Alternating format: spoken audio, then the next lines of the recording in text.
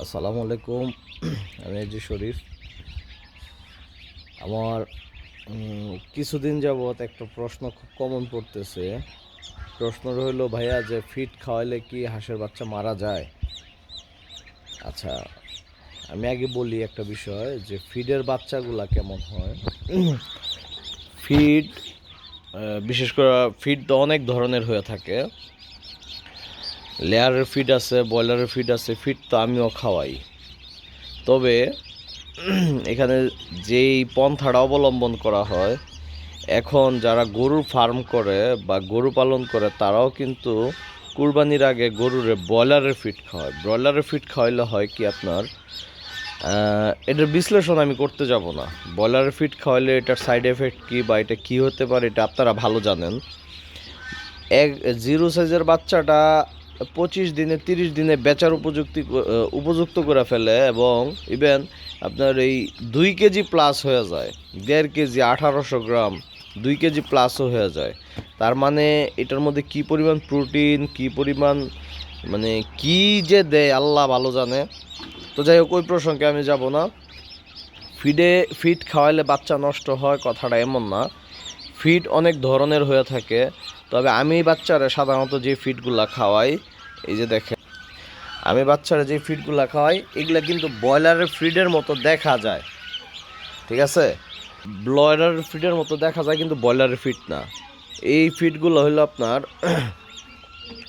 প্রথমত আমি প্রথম 3 দিন খাওয়াই হলো ব্রয়লারের ফিড, যেটা ব্রয়লারের গুঁড়া ফিড। ওইটা খাওয়ানোর পরে আমি লেয়ারের একটা ফিড পাওয়া যায়, যেটা 1 মাস বয়সী বাচ্চারা খাওয়ায় বা 1.5 মাস বয়সী বাচ্চারা খাওয়ায়। লেয়ারের ফিড ব্রয়লারের মতোই, কিন্তু লেয়ারের ফিড ওইটা। লেয়ারের একটা হলো ভুট্টার গুঁড়া, ভুট্টার ফিড, যেটা ডিম পাড়া মুরগিরে খাওয়ায়, ওইটা না। লেয়ারেরই আরেকটা ফিড পাওয়া যায়, যেটা নাকি 1 মাস 1.5 মাস বয়সের বাচ্চারা খাওয়ায়। ওইটার সাথে আমি মিক্সড কইরা তারপরে চাল দেই বা খুদ দেই, হালকা কিছু ধান দেই বা গম দেই, ভুট্টার গুঁড়া দেই, দিয়া তারপরে মিক্স করে খাওয়াই। আর প্রথম 3 দিন শুধু ব্রয়লারের ফিড খাওয়াই। এরপরে আমি যখন নাকি বাচ্চার বয়সটা প্রায় 15 দিন প্লাস হয়ে যায়, বা 10 দিন 12 দিন হয়ে গেলেই আমি করি কি, এই যে বাচ্চাগুলো দেখেন, এই বড় বাচ্চাগুলো কিন্তু ছাইরা দিই।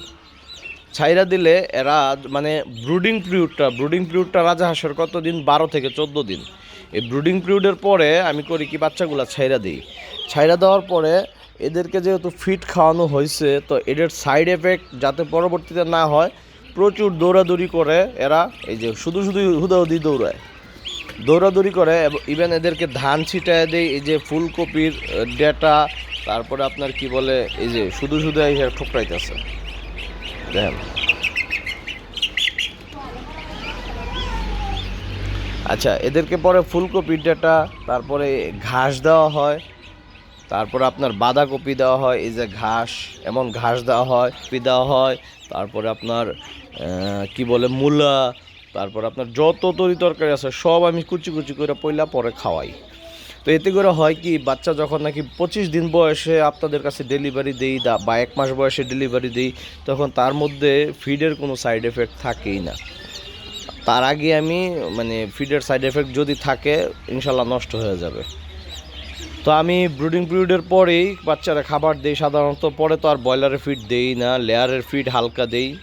লেয়ারের যেই মানে 1.5 মাস বয়সী বা 1 মাস বয়সী যে ফিডটা আছে ওটা হালকা দেই।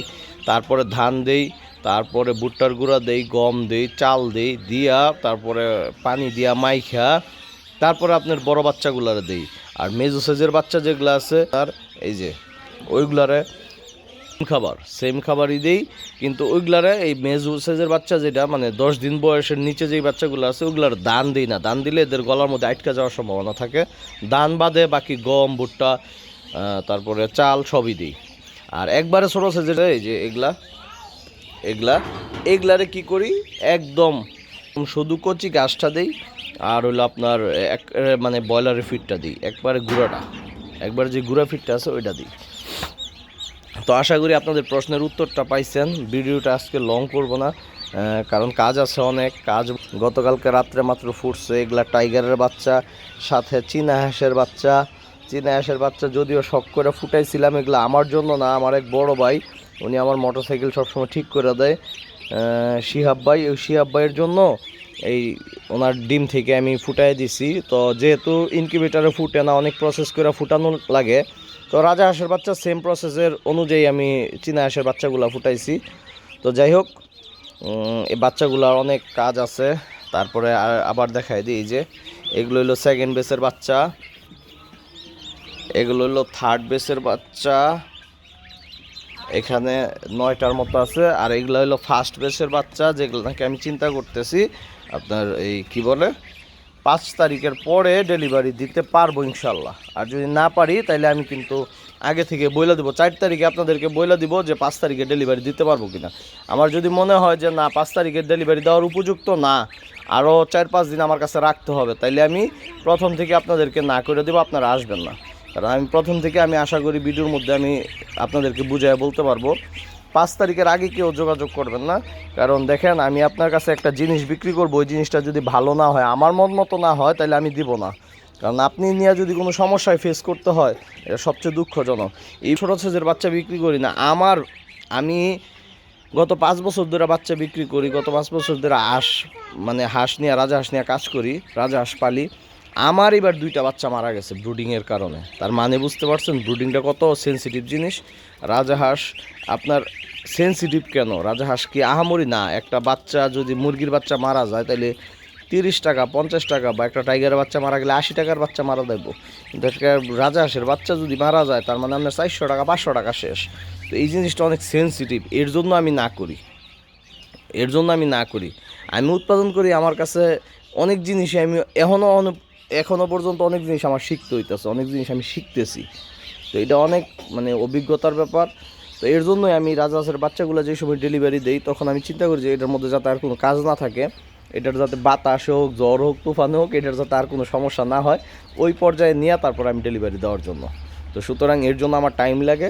আর আমি বাচ্চা যতগুলোই উৎপাদন করি, আলহামদুলিল্লাহ আমার বাজারে নিয়ে যেতে হয় না, আপনারই আমার কাছ থেকে নিয়ে যান।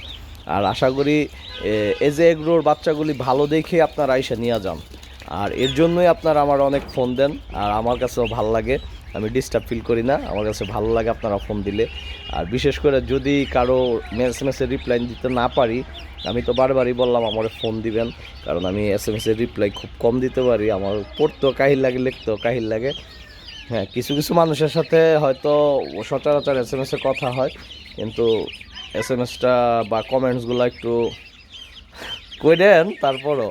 আর বিশেষ করে যদি ইমার্জেন্সি কোনো সমস্যা হয় তাহলে ফোন দিবেন। ওকে, আল্লাহ হাফেজ। তো আজকের মতো বিদায়, আল্লাহ হাফেজ, আসসালামু আলাইকুম।